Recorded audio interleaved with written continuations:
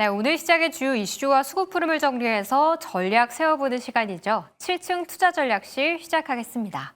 오늘은 이건희 주식투자 이건희 대표, 썬투자 송범선 실장, 업사이클 리서치 유창희 본부장 나오셨습니다. 안녕하십니까? 성투. 오늘 좀 상당히 힘찬 것 같은데요. 오늘 송범선 실장님은 또 자주 뵙니까 좋네요. 네. 오늘 우리 시장 이야기로 바로 들어가 보자면요. 사실 새벽에 워낙 강력한 이벤트가 있다 보니까 아시아 증시 전반도 우리도 좀 숨죽이면서 거래를 마쳤던 것 같아요. 세 분은 또 어떻게 평가하셨을지 먼저 이건희 의원부터 오늘자 한 줄 평 들어볼게요. 안 보입니다. 안 보인다. 앞이 좀 캄캄하다라고 좀 평가를 주셨고 송범선 의원의 한 줄 평도 궁금합니다. 네, 조용한 증시였는데 굉장히 HD, 현대 이렇게 합병 관련해서 굉장히 조선업이 많이 올랐고 그리고 로보티즈 급락이 나오면서 로봇주들은 내려갔어요. 그리고 이제 내일 새벽에 이제 새벽 5시에 엔비디아 실적 발표가 있다 보니까 반도체주도 한번 지켜봐야 되겠다라는 생각이 들고 한국 정부가 미국에 제안한 3,500억 달러 관련해서 피지컬 AI 쏟을 가능성이 크니까 또 아까 로봇주 급락했지만 또 다시 한번 또 올라갈 수 있는 그런 것들도 보시면 좋겠다 이렇게 보고 있습니다. 그래도 좀 이슈가 있는 업종들 위주로 좀 강세를 보였다라고 요약을 해주셨고요. 유창희 의원의 한 줄 평도 궁금합니다. 외국인은 왜 그럴까? 그런 그러니까요. 하루가 아닌가 판단하고 있습니다. 외국인은 진짜 왜 그럴까요? 왜 개인이랑 자꾸 반대로 가는 걸까요? 항상 개인하고 반대이긴 한데 네. 최근 한 2, 3주 외국의 패턴을 보면 좀 빠졌을 때는 그러니까 지난주도 보시면 주 중반 이후에는 오히려 저가 매수세를 좀 활발하게 유입시키는 부분들이 있으면서 주가를 방어했는데 또 반대로 이번 주나 혹은 지지난주 같은 경우 그때도 보면 일정 부분 고점대에서는 또 어김없이 좀 강하게 매도가 나오는 경우가 많습니다. 어제 오늘 외국인이 거의 1조 원 매도를 했거든요. 네. 거래소 코스피만 하더라도 코스닥은 매수를 했지만 그래서 좀 외국인의 어떤 심리가 명확하게 이것이다라고 말하기가 힘든 모습이 아닌가 해석하기가 좀 어려운 특히 내일 엔비디아 실적 발표가 있는데 오늘 삼성전자 하이닉스 한 2천억 매도가 두 개 기업 네. 다 매도가 나왔단 말이죠. 근데 엔비디아가 그 정도로 안 좋은가? 그건 아닌 것 같은데 네. 어쨌든 외국인들은 속내를 알 수 없는 수급을 보여주고 있지 않나 판단하고 있습니다. 네, 외국인의 수급 이탈이 가지는 의미를 내일에는 좀 답이 나오려나 궁금하기도 한데요.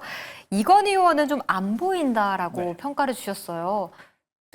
동력이 안 보인달까요? 뭘까요? 가장 큰 이슈는 엔비디아겠죠. 근데 제 개인적인 생각으로는 조금 우리가 지금 외국인들이 좀 계속 팔고 있잖아요. 네. 근데 외국인들의 입장도 한번 생각을 해봐야 될 것 같아요. 지금 트럼프 대통령의 관세로 인해서 우리나라 기업들만 고통을 받는 게 아니라 사실은 미국 자국 내 기업들도 많이 고통을 받고 있거든요. 그런데 미국 기업들도 지금 9월 15일이 아마 법인세 납부일일 겁니다. 그러면 관세 때문에 내야 될 세금 계산이 굉장히 좀 복잡하다는 것이겠죠. 그렇다면 이 자금 집행적인 측면에서도 굉장히 좀 애매하다 좀 보이고요. 그리고 또 하나 좀 살펴보셔야 될 게 영내 포장고가 지금 거의 많이 감소하고 있다고 합니다. 네. 지금 어떻게 보면 유동성이 증가를 하면서 계속해서 시장에서 금리나 압박을 원하고 있죠. 트럼프 같은 경우는. 근데 미국 내에서도 지금 비상금을 끌어다 써야 되는데 그것조차 지금 잔고가 감소하고 있기 때문에 어떻게 보면 기업들도 자금 압박을 받을 수가 있고 그리고 시중 그리고 중앙은행까지도 자금적인 측면에서 굉장히 고민이 클 거란 말이죠. 그래서 제가 봤을 때는 이런 식으로 그냥 당분간 같은 경우는 조금은 이러한 자금적인 측면에서는 좀 공격적인 이런 활로가 나오기엔 조금 다소 좀 부담이 있지 않을까. 차라리 그리고 또 유대인 측면에서 봤을 때도 유대인 같은 경우는 9월 달이 지금 신년이라고 하거든요. 그리고 한해 수익을 9월 달에 정리를 한다고 합니다. 그럼 당연히 외국 자금들 같은 경우는 섣불리 아시아 시장에 들어오기에는 다소 지금 정리하는 기간이 있기 때문에 9월이 지나고 차라리 10월, 9월 중순에서 10월쯤 그쯤부터 좀 뭔가 좀 방향이 나오지 않을까 이렇게 좀 생각을 하고 있습니다. 네, 좀 방향성이 안 보여. 우리 외국인들 스케줄까지도 좀 공부를 해봐야 할 것 같네요. 네, 오늘장 좀 분석 들어봤고요. 이어서 오늘의 수급이 눈에 띄었던 종목들은 어떤 것들이 있었는지 수급본부로 바로 넘어가 보겠습니다. 네, 수급본부 첫 번째 종목은 미코입니다. 반도체, SOFC, 신재생 등 정말 포트폴리오가 다양한 회사입니다. 오늘은 수소 관련 모멘텀에 더해서 범용 세라믹 파우더 상용화에 속도를 내고 있다는 뉴스가 더해졌고요. 외국인과 기관의 강한 순매수가 입되면서 단숨에 21% 급등, 연고점을 뚫어냈습니다. 오늘 좀 거래량 폭발하기도 했는데 어떤 전략이 유효한 걸지 세 분의 분석 들어볼게요. 이제는 근데 좀 확실히 바닥주들의 좀 순환매가 이루어지고 있는 것 같기도 하거든요.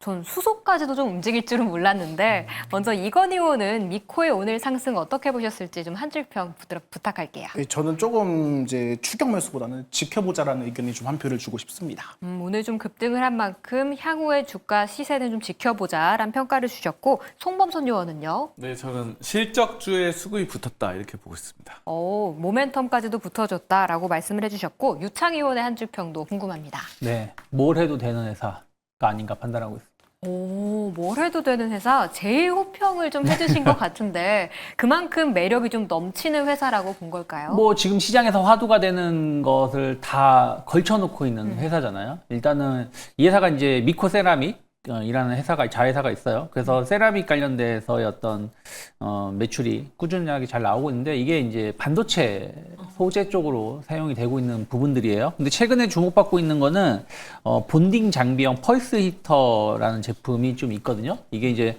어드밴스드 그 패키징 공정에서 온도 조절 쪽에 사용되는 제품인데 이게 이제 후공정에 들어가는 제품이고요. 네. 그 첨단 AI 반도체 수요가 늘어나면서 이 장비도 꾸준히 늘어나고 있다고 합니다. 특히 이제 삼성 쪽에서 이 제품을 좀 많이 사용하고 있는 편인데, 뭐, 지난주에도 잠깐 이제 얘기가 나왔었고, 또 오늘 아침 뉴스 보니까 젠성하고 이건 이제 이재용 회장하고 이렇게 서로 포옹하면서. 네. 그 밑에 댓글이 우리 이제 되는 거죠? 뭐 이런 댓글도 봤는데 어쨌든 이제 뭔가 좋은 뉴스들이 계속 나오잖아요. 그러면 이제 삼성 쪽으로 매출이 상당히 많이 늘어날 수 있다는 기대감들이 계속 있었습니다.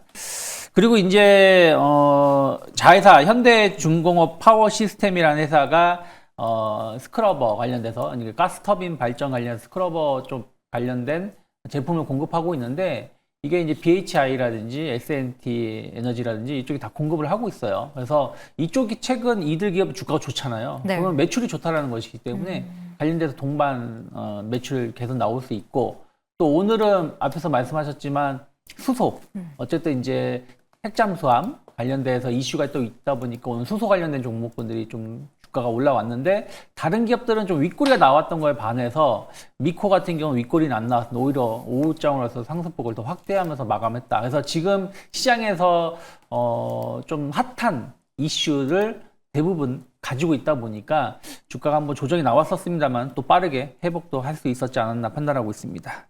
그렇죠. 뭐 반도체, 신재생의 최근 핫한 이슈는 다 가지고 있는 회사인 만큼 오늘 주가 시세 좀 추가 상승도 가능할 것으로 보인다라는 좀 긍정적인 시각 열어주셨고요. 송범선 의원 같은 경우에는 역시 뭐 실적도 좋은데 오늘 외국인과 기관의 동반순 매수까지 좀 수급이 붙었다라고 평가를 해주셨어요.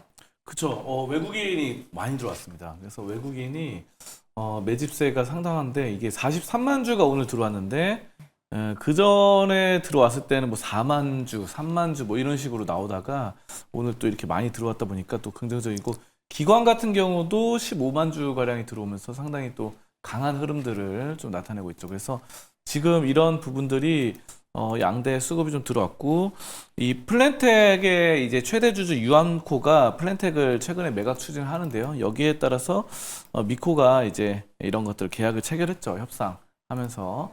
자, 그런데 이제 플랜텍과의 이런 시너지 효과 어느 정도 기대가 된다 이렇게 좀 볼 수 있겠고 반도체라던가 뭐 아까 수소 관련된 그런 여러 가지 부분들이 지금 매출 성장세를 이끌고 있습니다. 그래서 사실 뭐 매출이 뭐 2023년에 3,800억이었는데 2024년에 5,400억까지 상승세가 나옵니다. 그래서 가파르게 또 매출이 또 상승을 하다 보니까 또 상당히 긍정적이고 실적주입니다. 이거는 그래서 실적주에 수급까지 붙었다 보니까 바로 외국인 기관까지 붙어서 여러 가지 경쟁력이 좀 강화되고 있는 시점이다 이렇게 봅니다.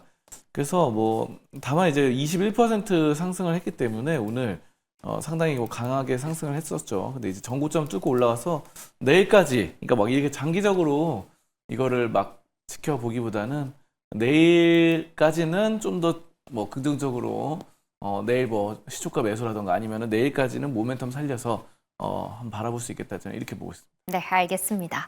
다들 뭐 좋은 이야기를 많이 해주시긴 했지만 이건희 의원은 그래도 좀 급등에 따라 좀 지켜보자라고 평가를 주신 것 같은데 그러면 여기서 보내줘야 하는 걸까요? 아니면 조정 시 매수라고 보신 걸까요? 저는 기다렸다 매수하는 게 좋을 것 같아요. 왜냐하면 지금 시장 특징 자체가 이렇게 외국인 기관 수급이 강하더라도 보시면 아시겠지만 지금 반대로 로브주 같은 경우는 많이 빠졌거든요. 네. 이게 시장의 지금 변동성이 굉장히 심한 상황입니다. 그렇다 보니까 6월달, 7월달에 추격 매수만 하더라도 수익을 볼 수 있었던 장에서 지금은 반대로 조정을 세게 주고 또 그런 손절 물량을 다 받아버리고 세게 힘있게 올려버리고 이게 패턴이 반복되고 있거든요. 자, 그렇다 보니까 신선한 재료이긴 하나 제가 봤을 때는 단기간 재료로 가져가기에는 아깝습니다. 조금 더 기다렸다가 뭐 나중에 뭐 크게 갈 수도 있겠지만 저는 지금보다 더 크게 먹을 수 있는 기회가 올 것이라고 좀 생각을 하고 있기 때문에 좀 지켜봤으면 좋겠고요. 일단 미코 파워겠죠. 자회사 가장 중요한 거는 지금 SOFC 셀부터 스택 뭐 이런 시스템 전 과정 자체 기술 개발하는 이런 미코 파워를 자회사로 가지고 있다는 점이 좀 가장 큰 장점인 것 같고요. 한손에서 발표를 했잖아요. 연료전지 핵심 소재 국산화율이 지금 50%를 상회한다라고 합니다. 그런데 이 물질들을 좀 자세히 분석해 보니까 뭐 전해질이라든가 일부 전극 소재를 중심으로 국산화에 성공을 했다고 하더라고요. 자, 그렇다면 가장 중요한 결국에는 이제 고온 화학 안정성에 필요한 이러한 세람이라든가 좀 합금 정도인데 여기 핵심 물질이 뭐 니켈이라든가 원자재잖아요. 지금 중국 쪽에서 지금 계속해서 이 원자재 관련해 가지고 세계적으로 약간 압박 카드를 활용한다는 느낌을 굉장히 많이 받고 있습니다. 미국도 뭐 광물이 없는 건 아닙니다. 하지만 뭐 환경단체라든가 이러한 소송적인 리스크라든가 요소가 굉장히 많이 있어요. 하지만 중국의 환경을 봤을 때는 그런 게 없잖아요. 어떻게 보면 어떻게 보면 소위 말하는 시진핑 주석의 한마디면 모든 게 이루어질 수 있는 이런 자율적인 약간 구조가 있기 때문에 이러한 원자재 관련 어떻게 보면 이런 경쟁이 붙었을 때 그때 더욱더 크게 부각을 받지 않을까 이렇게 좀 생각을 하고 있습니다. 따라서 단기 급등 나왔죠. 또 지금 시장 트렌드가 순식간에 끌어올리면 단기 과열 때려버리고요. 투자 주의 때려버리고 투자 경고 때려버리면 개인 투자자의 자금이 묶여버립니다. 또 그 사이에 조정이 나온 주식들이 반등이 나올 수가 있거든요. 그래서 이런 무리하게 추격 매수하기보다는 조금 기다렸다가 좀 때를 봤으면 좋겠다라는 의견 드리도록 하겠습니다. 네, 조금 조정을 기다렸다가 매수해보는 전략이 유효할 것 같습니다. 이어서 두 번째 종목으로 바로 넘어가 보시죠. 네, 오늘 수급이 눈에 띄었던 종목 두 번째는 SNC스입니다. 상장한 지 오늘로 7일차, 아직은 좀 낯가리고 있는 신입생입니다. 본업은 조선 기자재 통합솔루션 회사로 삼성중공업에서 분사돼서 상장된 건데요. 한미 정상회담 이후에 좀 세론이구나 싶었던 조선주들이 하루 만에 반등해졌고요. 그 안에서 SNC도 10% 급등하면서 강한 시세를 분출했습니다. 좀 따끈따끈한 종목이기도 한데 세 분의 평가 들어볼게요. 좀 대한조선도 그렇고요. SNC도 그렇고 뭔가 많이 오른 종목들보다는 그래도 좀 신선한 종목을 찾고자 하는 움직임이 많이 나타나는 것 같아요. SNC는 또 어떻게 봐야 하는 걸지 먼저 이건희 의원부터 한 줄평 해주시죠. 저는 분위기 탄다라고 좀 말씀을 드리고 싶습니다. 조선 분위기 확실히 타고 있다라고 말씀 주셨고 송범선 의원은요? 네, 8월 25일 이후에 반등세가 강하다 이렇게 봅니다. 상장하고 계속 추세가 굉장히 좋은 종목이던데 8월 25일 이후에 좀 강한 상승을 보여주고 있다라는 평가를 주셨고 유창 의원의 한 줄 평도 들어볼게요. 네, 숨은 강자라고 말씀을 드릴게요. 네, 숨은 강자란 한 줄 평 해주셨고요. 먼저 이건희 의원부터 이야기를 시작해 볼게요. 분위기 확실히 탄 거 맞는 것 같아요. 네. 그쵸? 왜냐하면 신규 상장주잖아요.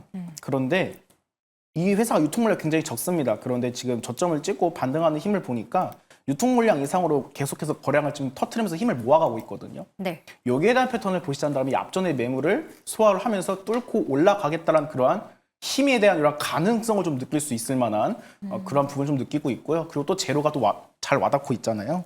일단은 지금 마스가 얘기 나오고 있고 일단은 선박인데 결국에는 지금 파워솔루션, 에코솔루션, 운항 제어 솔루션 같은 이러한 기술 중심의 선박 핵심 부품을 좀 공급하고 있는 기업이라 보시면 될 것 같습니다. 그럼 자연스럽게 지금 조선 기자재가 분위기를 탄 상태에서 다른 조선 기자재 관련주들은 앞전에 좀 치열한 매물들이 많이 있거든요. 그런데 이 종목 같은 경우는 힘만 조금 붙고 수급만 조금 붙으면 위에 공간이 없기 때문에 오히려 그런 좀 기회를 신선하게 엿볼 수 있다라는 생각이고요. 그리고 MRO 이야기 나오고 있잖아요. 지금 미국 해군 MRO 이야기가 나오고 있는데 지금 이 솔루션 유지 보수를 할 수 있을 만한 그런 기술도 가지고 있습니다. 이 시장 규모가 수십조 원에 좀 달하기 때문에 그 안에서 뭐 조금만 먹더라도 전 충분한 이러한 그 기대감이 반영이 되면서 좀 그런 좀 수혜를 받지 않을까 이렇게 좀 생각을 하고 있습니다. 근데 가장 매력적이게 보는 건 결국에는 신규 상장주는 보호예수예요. 언제 던질지 모르잖아요. 특히나 이런 VC라든가 뭐 기존 이렇게 구주를 갖고 있다고 투자한 사람들 보면 큰 수익을 낸 상태에서 풀리자마자 던지는 게 대부분이거든요. 근데 이 회사 물량을 보니까 3개월 예수 물량이 0.39%고요. 6개월에서 1년짜리가 약 17%입니다. 그 물량들을 충분히 감당할 수 있을 정도로 이미 거래량이 터졌기 때문에 저는 굉장히 좀 가능성 있게 보고 이 분위기의 흐름을 타면서 조정 시 어떻게 보면 저는 매수 기회가 있지 않을까 이렇게 좀 말씀을 드리겠습니다. 보호예수 물량도 좀 감당할 수 있을 만큼의 좀 지금 인기를 끌고 있는 종목이다라고 평가를 해주셨고요. 송범선 요원 같은 경우에는 8월 25일 이후로 좀 반등세가 강하다라고 말씀을 주셨어요. 그때 딱 3% 하락했는데 연이틀 뭐 두 자릿수의 급등을 보이고 있네요. 네, 8월 25일 이후로 계속해서 좀 올라가는 양상이 나타나고 있다 보니까 이런 점들이 어느 정도 터닝 포인트가 됐다 이렇게 좀 판단을 하고요. 저는 이게 지금 삼성중공업으로부터 분사를 했는데 보니까 삼성중공업보다 더 좋다고 봅니다. 네, 이게 어떤 점이 더 좋냐면은 네. 일단은 뭐 경영에 있어서 안정적으로 지금 잘 되고 있어요. 그래서 이게 부채가 지금 69%거든요. 부채 비율이. 그리고 이제 유보율이 2,500%인데 삼성중공업 같은 경우는 좀 높아요, 부채가. 그래서 사실 좀 공격적으로 좀 투자하는 그런 경향이 있습니다. 그래서 뭐 약간 재무가 약간 불안정한 부분이 있어요. 그래서 사실 뭐 적자가 됐다가 흑자가 됐다가 이런 점들이 반복되고 있고 유보율도 사실 삼성중공업은 300%밖에 안 되는데 네. 이거는 이제 뭐 한 1000% 넘게 좀 잘 나오고 있다 보니까 네, 이런 점들이 좀 상당히 좀 긍정적이다 저는 이렇게 봅니다. 그래서 SNCS가 뭐 유보율 같은 경우는 최근에 2,500%까지 갔네요. 유보율이. 그래서 이런 거 봤을 때는 약간 삼성중공업보다는 약간 보수적으로 경영을 하고 있다. 근데 보통 이제 신규 상장주들은 약간 공격적으로 뭔가 해가지고 뭐 적자인데도 갑자기 뭐 상장하고 기술 특례 이런 것들로 많이 하는데 이건 그래도 삼성중공업이라는 든든한 백이 있다 보니까 그냥 안정적으로 그냥 투자랑 경영을 하는 것 같아요. 그러니까 그래서 조선주가 사실 뭐 최근에 밸류에이션이 많이 올라온 부분도 있는데 이거는 뭐 또 어떻게 보면 밸류에이션상 보면은 또 저평가라고 볼 수도 있습니다. 왜냐하면 PER이 14밖에 안 돼요. 그래서 네. PBR도 뭐 3.32밖에 안 되다 보니까 이 정도면은 뭐 사실 다른 조선주 날라갈 때 막 굉장히 높을 때 오히려 저평가된 걸 노릴 수도 있지 않겠나 이렇게 싶어요. 그리고 기관 매수세가 이제 5거래일 연속 최근에 나왔습니다. 그래서 이런 것들이 좀 여러 가지 박자가 좀 맞아 떨어져서 조선주 중에서 좀 늦게라도 뭔가 올라타보고 싶다 하면은 바로 SNCS가 좀 괜찮지 않나 이렇게 좀 보고 있습니다. 네. 삼성중공업이라는 뭐 백도 있고 잔고도 두둑한 회사인 만큼 조선주 중에 좀 하나 새로운 종목을 발굴하고 싶으셨다 하시는 분들은 좀 관심 가져보셔도 좋을 것 같습니다. 다음 유창희 의원의 의견으로 들어가 볼게요. 좀 숨어있는 강자였다라고 네. 평가를 해주셨는데 오늘장에서 좀 부각되기 시작한 걸까요? 그런 것 같아요. 근데 이제 여러 가지가 있겠죠. 첫 번째는 앞에서 말씀하신 것처럼 이 회사 신규 상장주예요. 공모가가 3만 원이었거든요. 근데 이제 첫날 상장했을 때 한 5만 8천 원까지 올라갔지만 하락 마감했고요. 그러면서 이제 8월 21일에 3만 7천 원대까지 한번 장중 저점을 찍었었습니다. 그럼 공모가 3만 원 언저리까지 내려온 거죠. 네. 그래서 한번 반등을 줄 수 있었던 자리였다라고 보고 있고요. 그리고 이제 그 기자재 조선주들 많이 오르다 보니까 어디로 뭘 사지 하는 분위기가 이런 또 기업으로 해서 일부 순환매성의 수급이 들어왔다 판단하고 있어요. 회사는 이제 앞에서 말씀하신 것처럼 삼성중공업에서 분사를 한 기업이고 그 배의 그 전력 개통 그 배 운행하기 위한 전력 개통을 이 회사가 전담을 뭐 하고 있죠. 선박의 뇌다 뭐 이런 그쵸. 평가도 있더라고요. 뭐 혈관이나 마찬가지죠. 왜냐면은 결국에는 우리가 자동차도 마찬가지, 모든 게 다 마찬가지지만 이 배전 설비가 잘 돼야지 자동차도 잘 갈 수 있는 거고 모든 기기 장치가 잘 돌아가는 거잖아요. 그럼 배라는 것도 우리가 그냥 단순하게 철판으로만 만드는 게 아니죠. 엔진도 돌려야 되고 그 안에 여러 가지의 전기 제품을 사용하기 때문에 그런 거에 배전 설비를 한다는 것 자체는 상당히 큰 그 배 중에서도 상당히 중요한 핵심 분야라고 생각하고 있고요. 이 부분이 이제 전체 매출의 한 50% 정도 차지하고 있고요. 그 다음에 이제 운항 제어, 에코솔루션 이런 쪽이 한 25%, 그리고 이제 MRO, 그러니까 애프터 마켓이죠. 그러니까 MRO라는 게 뭐 함정 유지 보수, 뭐 계속 MRO가 함정 유지 보수만 생각하시는 분들 계신데 네. 배라는 게 딱 인도하고 끝나는 게 아니잖아요. 계속해서 유지 보수를 해야 됩니다. 그거 관련된 매출이 25%게 차지하고 있어요. 전체 매출에. 특히 이 애프터 마켓은 상당히 꾸준한 수익이 날 수 있는 거죠. 이거는 뭐 거의 고정적으로 계속 수입이 들어오는 거기 때문에 이 부분에 대해서 좀 시장에서는 매력적으로 작용하고 있는 것 같아요. 그래서 오늘 주가가 많이 올라왔고요. 분위기가 이제 탄다라면 네. 일단은 그 첫날 상장했을 때 시가가 51,000원입니다. 그래서 이 자리를 오늘 딱 이제 터치를 하고 52,000원까지 올라왔다가 좀 윗꼬리가 나왔는데 만약에 52,000원, 51,000원을 강하게 돌파를 한다. 그럼 충분히 뭐 55,000원, 뭐 6만 원대까지도 상승 가능하지 않을까 판단을 좀 하고 있습니다. 그래서 지금은 기술적으로는 조금 더 상승 가능성이 좀 더 열려 있는 기업이 아닌가 판단하고 있습니다. 네, 가격 전략 55,000원, 6만 원까지도 열려 있다라는 분석해 주셨습니다. 네, 이렇게 수급본부 두 가지 종목 체크해 봤고요. 이슈본부로 넘어가 보시죠. 네, 오늘자 이슈가 눈에 띄었던 종목 첫 번째로는 바로 HDA 현대미포입니다. 장중에는 뭐 그런 설이 돌아요 해서 장 마감 후 확실한 공시로 전해진 내용이기도 합니다. 바로 HD 현대중공업과 HD 현대미포가 합병하겠다고 밝힌 건데요. 마스가 프로젝트 가동을 앞두고 조선업 사업을 재편하겠다는 의지를 밝혔습니다. 정규장에서 14% 급등 마감했고요. 지금은 좀 거래가 정지된 상태로 내일 오전 8시 45분부터 거래가 재개될 텐데요. 어떤 의미를 가지고 있고 합병을 투자에 어떻게 활용해야 되는지 세 분의 분석 들어보겠습니다.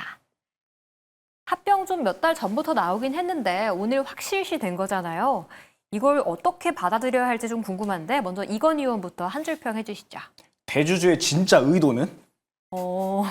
뉴스만으로 해석할 게 아니라 대주주의 진짜 의도는 뭘까라는 좀 물음표를 던져주셨고요. 다음 송범선 의원의 한 줄 평도 궁금합니다. 네, 공룡 기업으로 재탄생. 그런데 마지막 폭죽일 수도. 알겠습니다. 물음표 던져주시고 여기는 말줄임표를 또 이렇게 점점점 해주셨는데 유창희 의원의 한 줄 평은요? 네, 현명한 선택이라고 생각하고 있습니다. 딱 마침표를 찍어주셨네요. 현명한 선택이었다라고 해주셨는데 그럼 먼저 이건희 의원부터 이야기를 시작해 볼게요. 네. 진짜 의도는 뭘까요, 그럼? 일단은 좋은 이야기는 다 나왔습니다. 지금 타이밍도 때마침 분위기가 좋은 상태에서 굉장히 좋은 뉴스가 많이 나온 것 같아요. 일단은 지금 현대중공업이랑 현대미포가 합병을 하잖아요. 지금 소멸회사가 현대미포더라고요. 자, 그러면서 네. 현대미포가 이제 소멸이 되다 보니까 합병률이 1대 0.4니까 기존 현대미포 주주분들은 나중에 뭐 회사가 종목이 없어진 게 아니라 현대중공업으로 편입이 되고 주식을 0.4주 더 받게 되는 그런 공시를 확인을 했습니다. 근데 이 안에 미래 조선업의 변화에 효과적으로 대응을 하고 조선과 방산의 시너지를 합쳐가지고 네. 지금 연매출 10조 원을 목표로 하겠다. 이런 이야기가 나왔고요. 또 조선 방산 지금 시장에서 제일 뜨거운 섹터이기도 하잖아요. 네. 근데 저는 이 안에서 조금은 그 생각을 했어요. HD 한국 조선해양이 제일 지금 위에 있잖아요. 네. 제일 위에 있는데 지금 이 회사들의 지분 관계를 살펴보니까 HD 현대 미포의 최대 주주가 HD 한국 조선 해양입니다. 네. 역시나 HD 현대 중공업 최대 주주가 HD 한국 조선 해양이에요. 네. 자, 그런데 이 두 개 지금 오늘 합병한 두 개 회사의 시가총액을 합치면 이제 50조 원이 넘어가잖아요. HD 한국 조선 해양의 시가총액이 이제 20조 원 중반대 정도가 되고 있습니다. 네. 자, 그러면 작은 회사가 큰 회사를 지배하고 있어요. 그래서 더 살펴봐야 될 게 그러면 이 회사를 한꺼번에 묶어버리잖아요. 네. 그럼 실질적인 머리가 누구냐 그걸 보셔야 될 것 같아요. 지금 좀 전에 말씀드렸지만 합병하는 두 회사의 최대 주주가 HD 한국 조선 해양이라 말씀드렸죠. 네. 요 HD 한국 조선 해양 최대 주주가 이제 HD 현대입니다. 지주사라는 거겠죠. 네. 지금 뭐 상법 개정 이야기가 계속해서 나오고 있고요. 그리고 제가 3년 전에 서울 월드컵 경기장에서 뵌 적이 있거든요. 정몽준 이사장님이 HD 현대 최대 주주입니다. 그런데 1951년 토끼띠세요. 나이는 이제 75세시고 네. 지금 이재명 대통령께서 정권이 끝나실 쯤에는 아마 나이가 80에 좀 육박하지 않을까. 자, 그렇다면 정리가 필요합니다. 그러면 신기해야죠. HD 현대를 중심으로 그 밑으로 뭔가 좀 약간 정리가 필요하다 생각을 해요. 지금 시장의 분위기를 활용해서 때마침 타이밍이 왔고 제가 봤을 때는 이러한 부분 지금 뭐 상속이라든가 이러한 부분 좀 전반적으로 지금 고려를 한 이러한 전략적인 추이지 않을까 이렇게 좀 말씀을 드리고 싶습니다. 지주사들의 지분 구조를 설명을 해주시면서 좀 상속을 위한 큰 그림일 수도 있다라는 요약도 해주셨네요. 그럼 송범선 요원 같은 경우에는 공룡 기업은 좋은데 마지막 불꽃일 수도 있다라고 평가를 주셨어요. 그냥 카드가 다 나왔다는 걸까요? 이게 이제 합병을 하고 오늘 급등이 나왔잖아요. 그래서 뭐 조선주 전체적으로도 좋고 뭐 전체적으로 또 미국에서도 마스카 이렇게 해서 트럼프 대통령이 말했던 거 그런 것들이 나온 거 아주 좋습니다. 자, 그런데 보통 이제 이런 것들 또 HD 현대 미포조선이 이제 갖춘 이런 함정 건조에 대한 뭐 사이즈 이런 것들 적합한 사이즈 도크 이런 것들 하는 기술이 상당히 우수하기 때문에 둘이 합치면은 서로 이제 오고 가는 건 상당히 빨라질 거예요.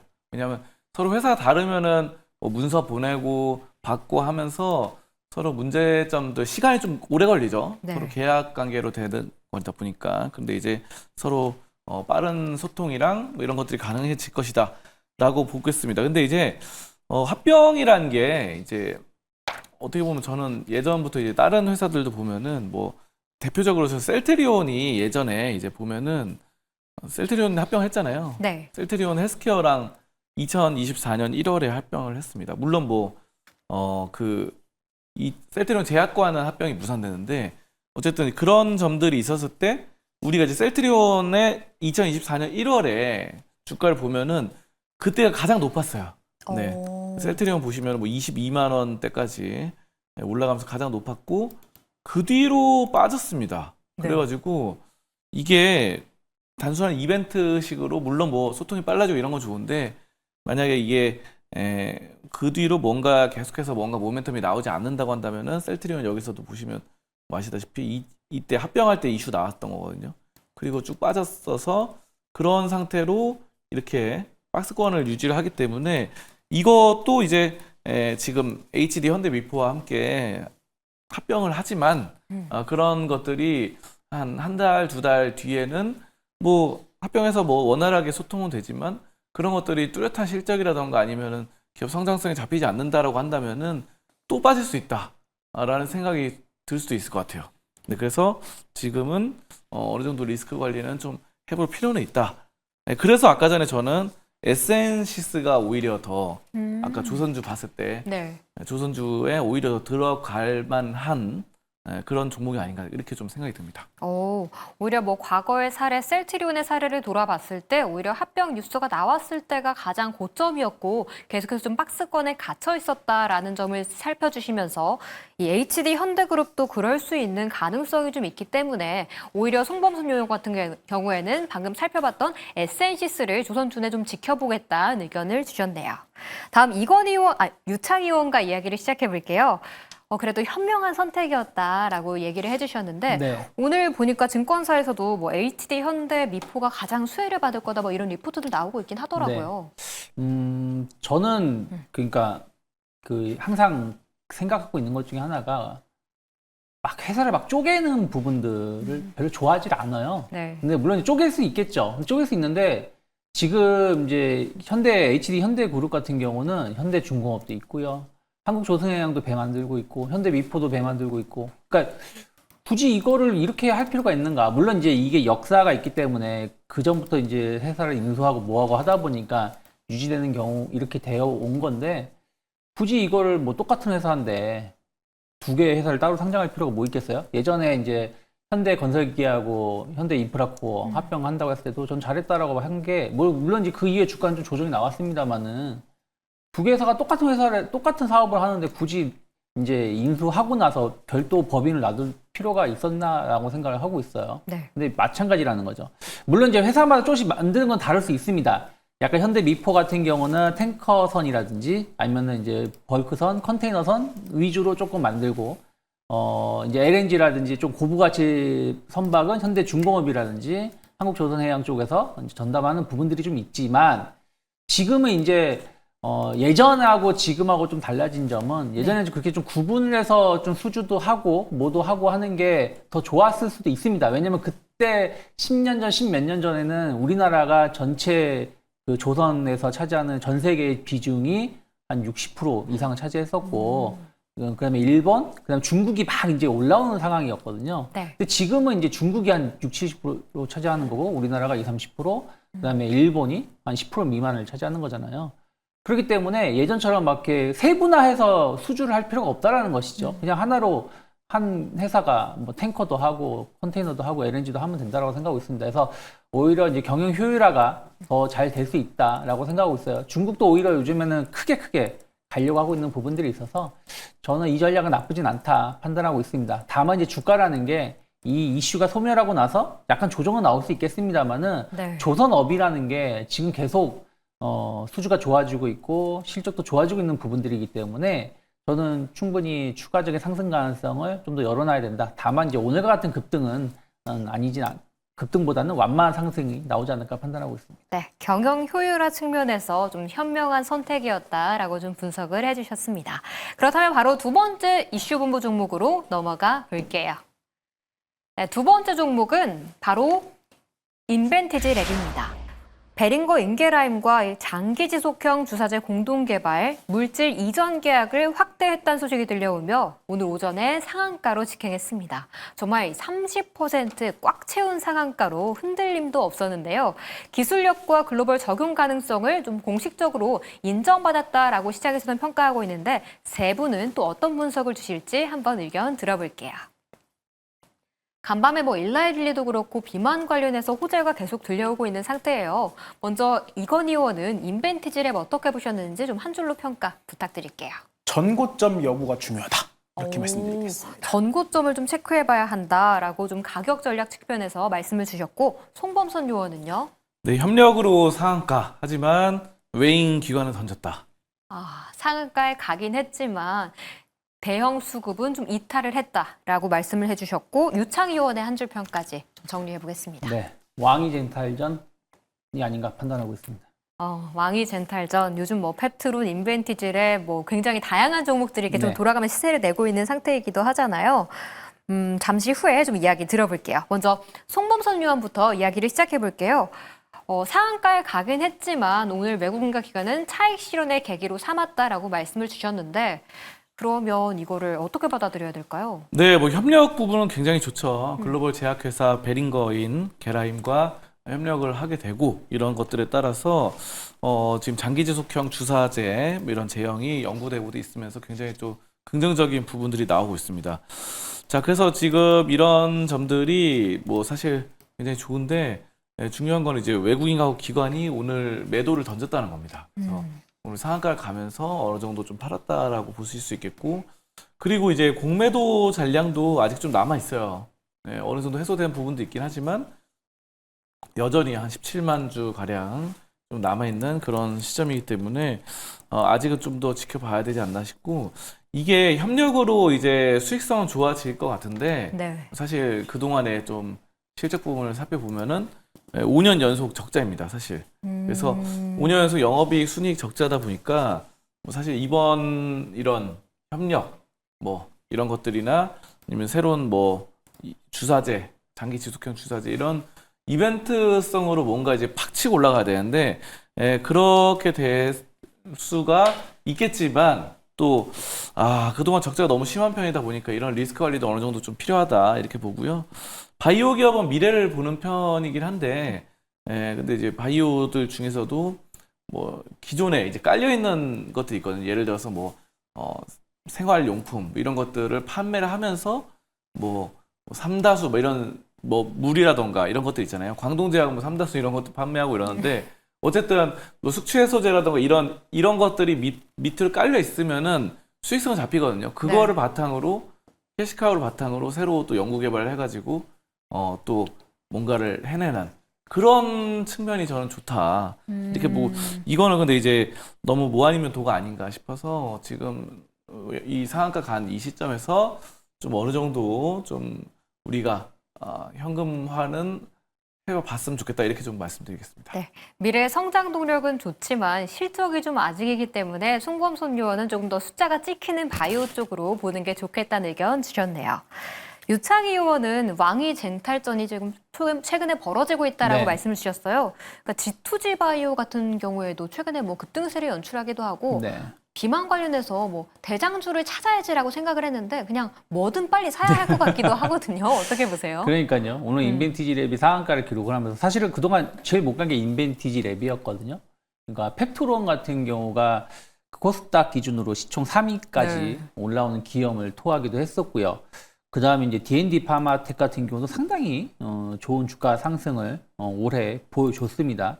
그리고 나머지 또 비만 관련된 기업들도 좋은 주가 상승을 보여줬는데 인벤티지 랩도 사실은 지난 4월달, 5월달은 좋은 주가 흐름을 보여줬어요. 그리고 나서 좀 이제 쭉 흘러내리다 보니까 다른 비만 치료제 관련된 종목군도 오를 때 못 갔는데 오늘 올라와 주면서 결국엔 왕이 누구인가 계속 내가 왕이 될 왕이 될 상이다. 상은, 네. 뭐 계속 이제 얘기를 하고 있는 것 같아요.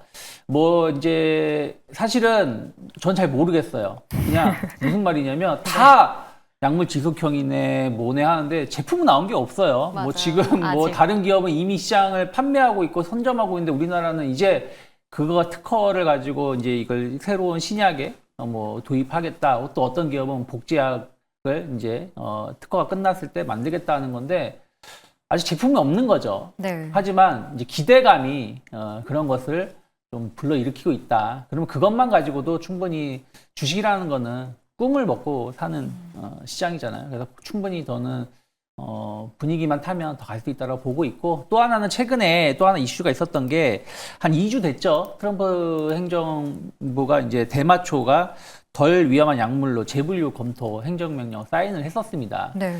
그때 이제 인벤티지 랩이 주목을 받았었던 게 그 의료용 대마 관련해서 호주에서 임상 3상을 하고 있다라고 소식이 좀 있었거든요. 그래서 그 관련해서 좀 인벤티지 랩이 한번 주목을 받았었던 것도 꼭 비만 치료제뿐이 아니라 다른 라인업도 충분히 우리가 기대해 볼 수 있는 부분들이 많이 있지 않나 판단을 좀 하고 있어요. 그래서 그런 것들 감안하면 오늘 상한가를 기록을 했고 상당히 오래간만에 대량의 거래가 수반되면서 올라온 것이기 때문에 저는 뭐 분위기는 뭐 추가 상승이 나온다라면 뭐 지난 고점대 55,000원, 6만 원까지도 갈 수 있는 발판은 지금 만들어지지 않았나 판단하고 있습니다. 기대감을 좀 먹고 사는 바이오이긴 하지만 여기에다가 최근 뭐 의료용 대마 관련한 모멘텀도 있다는 점 좀 긍정적으로 보셨고요. 추세만 저 달 탄다면 6만 1,000원까지도 전고점 돌파 가능하다는 의견까지 주셨습니다. 그럼 이건희 의원도 역시 6만 1,000원 전고점 여부가 좀 중요하다라고 말씀을 주셨는데 이 추세를 뚫어내야지 더 올라갈 수 있다는 걸까요? 네, 일단은 이 회사 주가를 올릴 때 특징이 무엇이냐면 네. 시장의 이런 경고를 다 무시하고 그냥 올려버립니다.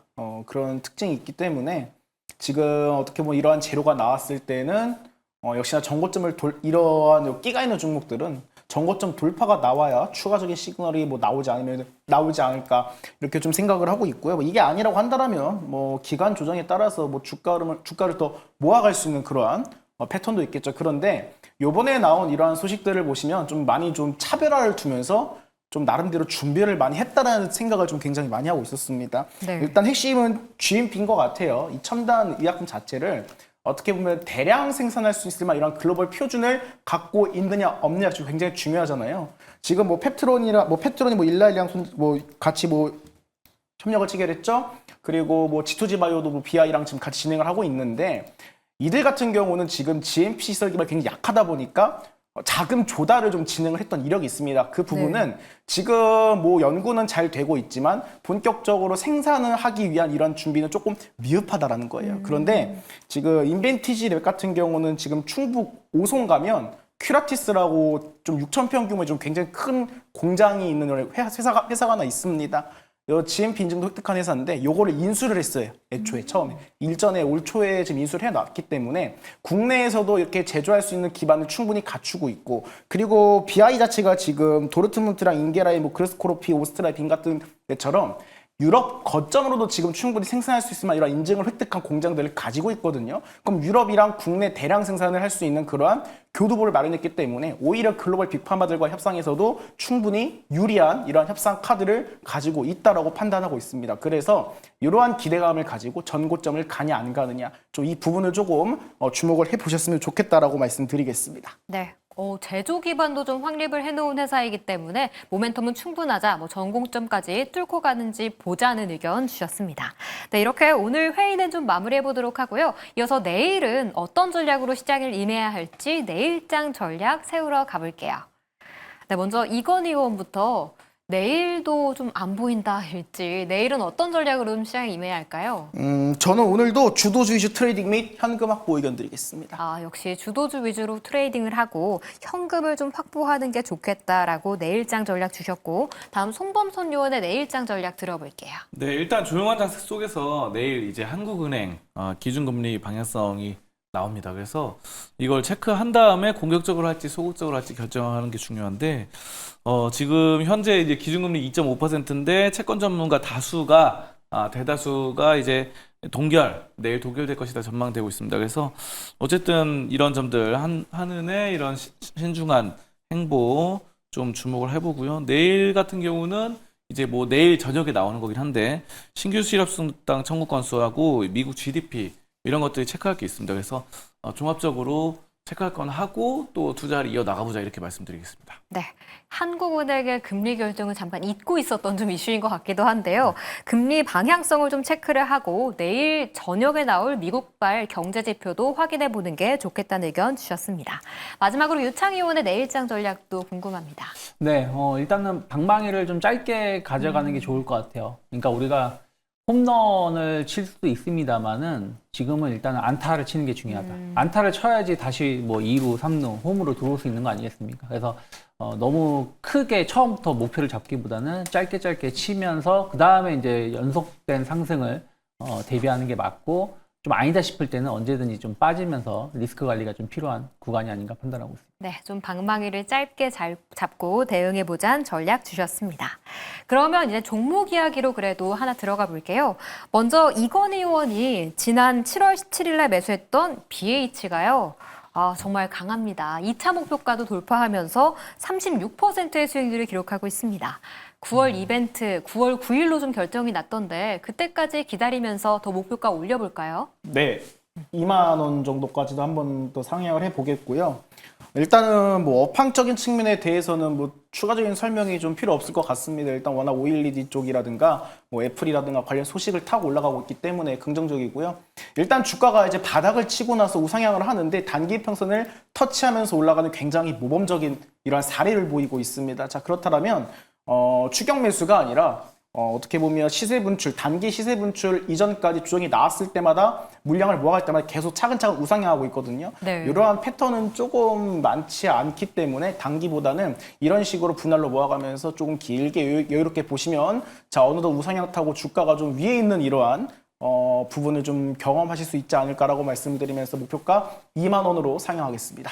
네, 36%의 시청자분께서 와 36%나? 라는 좀 댓글을 주기도 하셨는데요. 3차 목표가 2만 원까지도 좀 더 길게 지켜보시면 좋을 것 같습니다. 다음 송범선 의원도 7월 15일 날 좀 매수했던 종목인데요. 캠트로닉스가 삼성, 인텔 협력 기대감을 얻고 수익률 17.8%를 기록하고 있습니다. 목표가 딱 도달 직전이기도 하거든요. 2차 목표가로 좀 상향해 볼까요? 저는 뭐 상향보다는 일단은 1차 목표가로 찍는 걸 보고 좀 대응하는 게 좋겠다 이렇게 보고요.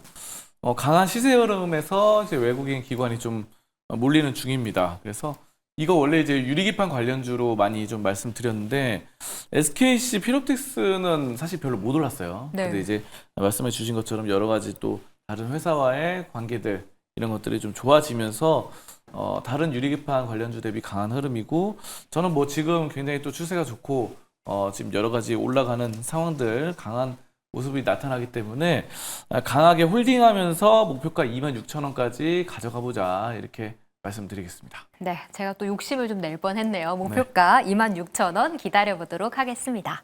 다음 유창희 의원은요. 7월 31일에 매수했던 유진테크가 목표가 돌파했습니다. 목표가 돌파하면서 12%의 수익률을 기록하고 있는데 내일 엔비디아 실적 나오고 좀 방향성 나올까요? 어떡할까요? 뭐 충분히 저는 방향성 나올 수 있다 생각하고 있는데요.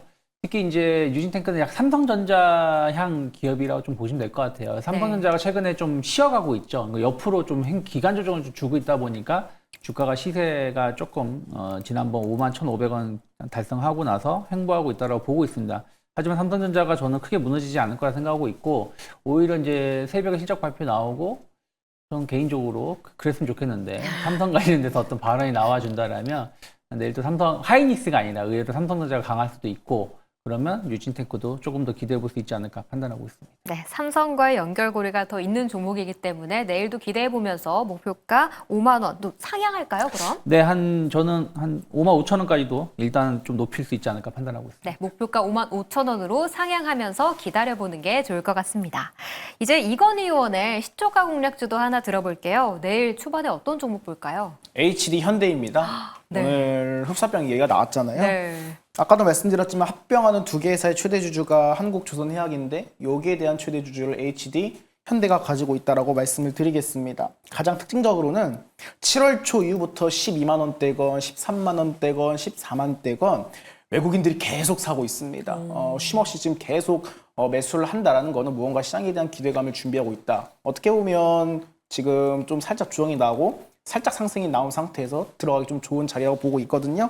그래서 중공업, 조선해양, 현대미포 등 지배 구종상 옥상옥으로 판단을 하겠고요.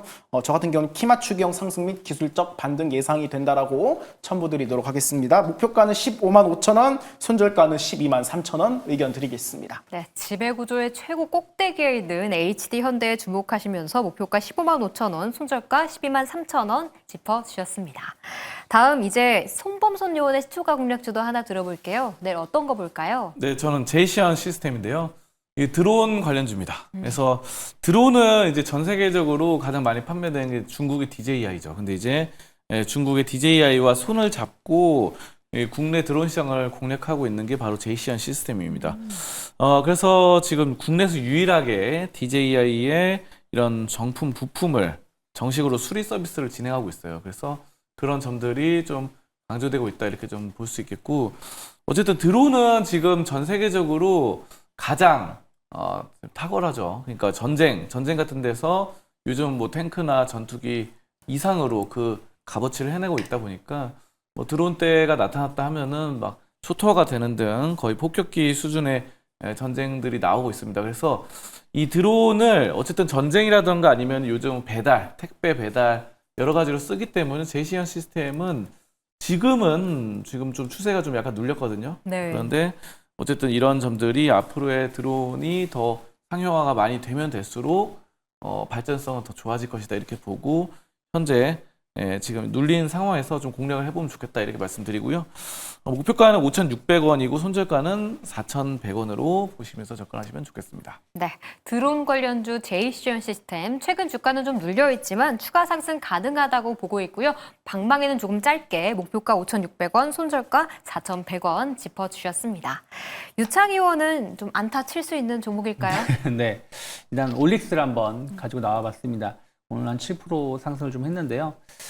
이 회사가 이제 지난 2월 달에 이제 1112하고 거의 1조 원대, 그러니까 9천억대의 그 계약을 맺었었죠. 그러면서 주가가 엄청나게 올라왔었고, 지금 한 4개월, 5개월 좀 행보를 하면서 최근 들어서는 다시 한번 그 2월 달에 고점을 좀 돌파를 좀 시도하고 있다고 보시면 될 것 같아요.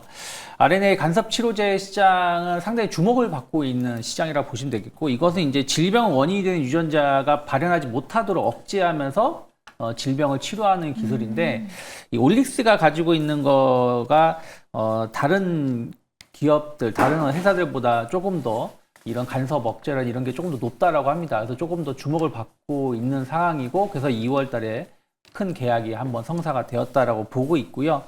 뭐 간염 치료제라든지 아니면 근손실 치료제, 뭐 비만 치료제, 그리고 최근에 또 탈모 관련돼서, 그러니까 여러 이 사용할 수 있는 제품 라인업이 상당히 많이 있습니다. 파이프라인이 꽤 많이 있다라는 부분들. 그러면 앞으로 계약할 수 있는 부분들이 더 많이 있을 수 있다라는 것이죠. 그러니까 플랫폼 업체들, 최근에 ABL 바이오, 리가켄 바이오 계속 좋은 흐름들 이어가고 있는 거기 때문에 올릭스 역시 분위기가 지금 이제 7월 달부터 상승세가 유지되고 있다라고 좀 보고 있고, 그리고 이제 금리 인하에 대한 어떤 기대감들이 계속 좀 시장에 9월 넘어가면서 계속 얘기가 나올 가능성이 높기 때문에, 그러면 바이오주들이 힘을 낼 수 있지 않을까 판단을 좀 하고 있습니다. 그래서 최근에 수급도 나쁘지 않은 걸 감안한다라면 오늘 꽤 의미 있는 상승이 나왔고, 말씀드린 것처럼 지난 2월 달 고점을 돌파를 시도하고 있는 것이기 때문에 이게 네. 돌파가 나온다라면 한 7만 원까지는 상당히 무리 없이 오를 수 있다 생각하고 있고, 5만 원만 이탈하지 않는다라면 손절까지 좀 짧게 놓고 한번 분할 매수 해볼 수 있는 가격대가 아닐까. 딱 지금 가격대가 지금 박스 지금 5만 9천 원에서 5만 원대가 최근 박스의 하단이다라고 보시면 될 것 같아요. 그러면서 그 전에 저항대를 돌파한 자리이기 때문에 충분히 모아갈 수 있는 위치가 아닌가 판단하고 있습니다. 네, 다양한 질병의 좀 적용처가 넓다는 점, 올릭스 목표가 전고점 넘어서 7만 원 기억해 보시길 바랍니다. 네, 오늘 세 분의 요원들과 오늘장부터 내일장 전략까지 좀 채워봤습니다. 세 분은 여기서 보내드릴게요. 오늘 말씀 감사합니다.